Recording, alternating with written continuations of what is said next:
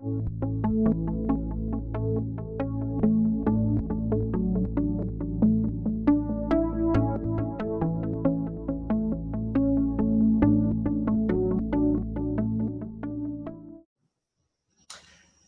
my name's Dermot Kelly, and I'm from Adelaide in South Australia, and I'm what you call an experiencer. So in that, what I'd like to say is that throughout my life, I've had many coincidences and synchronicities, and one of those instances was when I was very, very young, in my early teens, probably just before.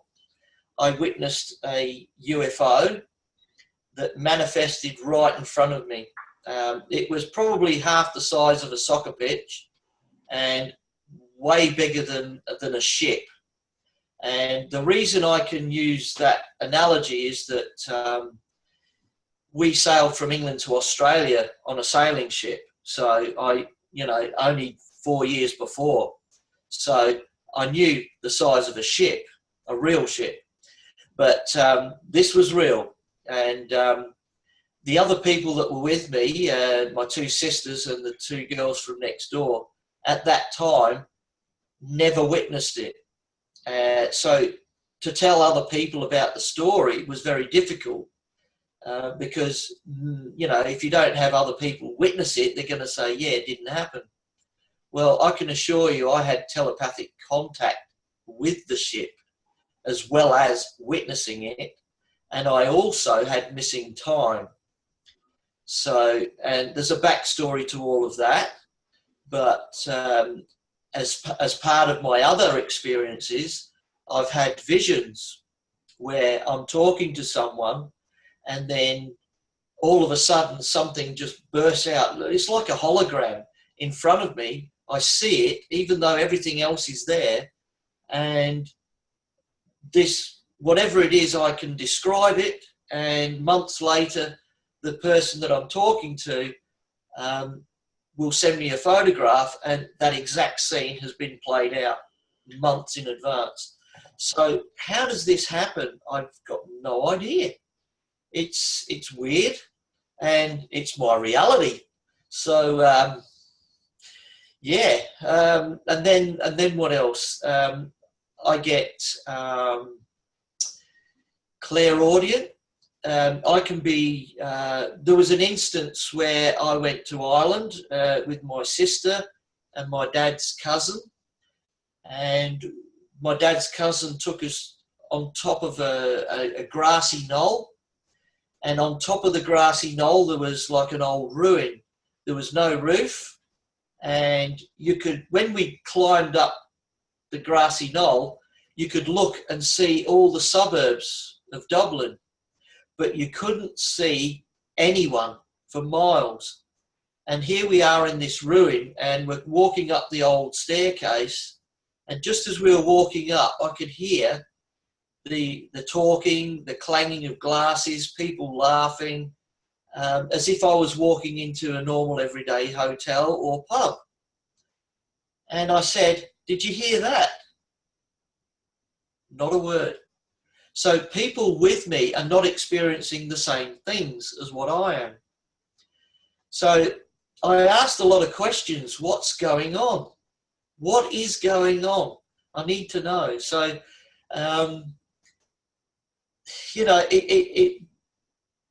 there's no logic to this. This stuff is real.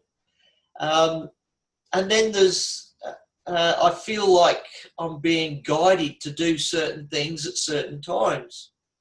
It's like an invisible force that is with me constantly, that is guiding me. Now, I've got free will, and we all do.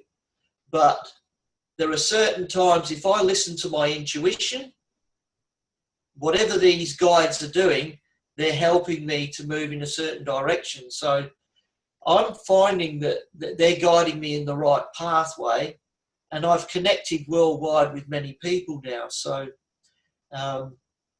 these are all instances that, are kind of out there. And I had a Reiki experience here in Adelaide where the person doing the Reiki witnessed not just a light beam, but something about that size from here straight out into the ceiling.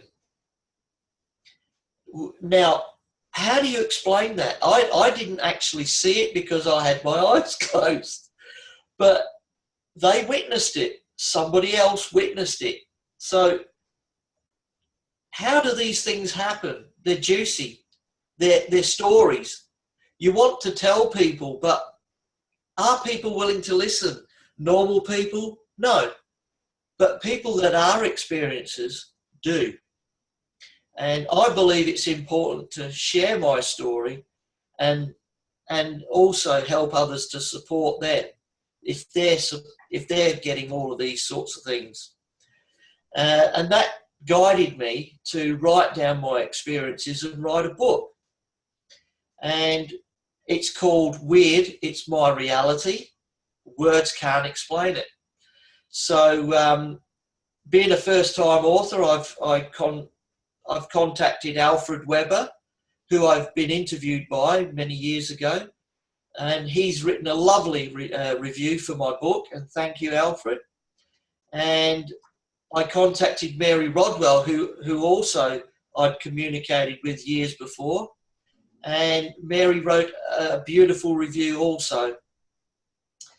And on a spiritual side, I connect very strongly with the Aboriginal culture here in Australia, and I've been very good friends with Stephen and Evan Strong from Forgotten Origins.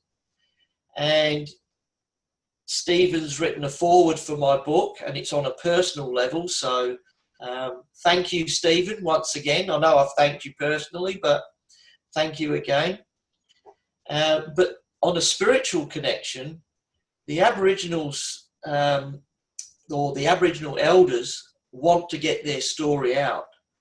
And I find I connect very strongly with the Ramangeri tribe here in South Australia. And they believe in Wiritjin, which is black fella, white fella dreaming together.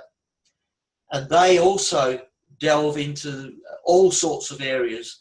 And I've had an astral experience as well where I'm being chased and I'm helping others to get away from whatever it is that's after them. And I've been able to just get my people to safety, and I've managed to disappear right in front of their faces. Well, I've been lucky enough to meet one of the Aboriginal elders from the Ramangeri, who, God rest his soul, has now passed over. But I believe his spirit is now helping me to get their story out there, because they're the last Indigenous culture on this planet to now get their story out. And now is the time.